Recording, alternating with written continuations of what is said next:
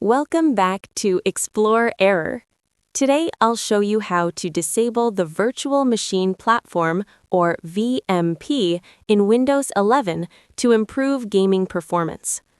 The Virtual Machine Platform can affect gaming performance in Windows 11. This feature is used to run virtual machines.